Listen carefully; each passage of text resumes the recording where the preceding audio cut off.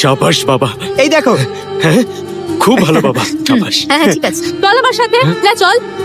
এবার মানছেন তো যে আমার ছেলে জিরো নয়? তোমার ছেলে জীবনে কোনোদিনও সফল হতে পারবে না, আমার অভিশাপ রইল। ওর কোনোদিনও ভালো হবে না।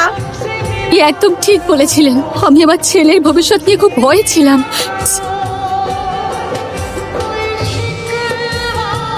এটা কি হলো? আপনি তো ফুল পাঠালেন, কিছুই তো হলো না। নিশ্চয়ই হবে, একটু সবুর করো। ভেতরে আসতে পারি ম্যাডাম? আসুন। আমি এমএসসি স্কুল থেকে এসেছি ম্যাডাম। আমাদের প্রেসিডেন্ট আমাকে আপনার কাছে পাঠিয়েছে। থ্যাংক ইউ ম্যাডাম, আপনি সত্যি খুব ভালো কাজ করছেন ম্যাডাম। চারপাশে শুধু আপনারই প্রশংসা হচ্ছে। আপনার এই কাজ শুধু এই চার দেয়ালে সীমিত থাকা উচিত নয়।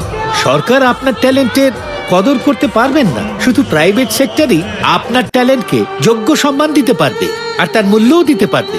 আমি বলি কি, এমএসসি স্কুলের প্রিন্সিপাল হয়ে যান। স্যারের পক্ষ থেকে আপনার কাছে এই প্রস্তাব নিয়েই এসেছি।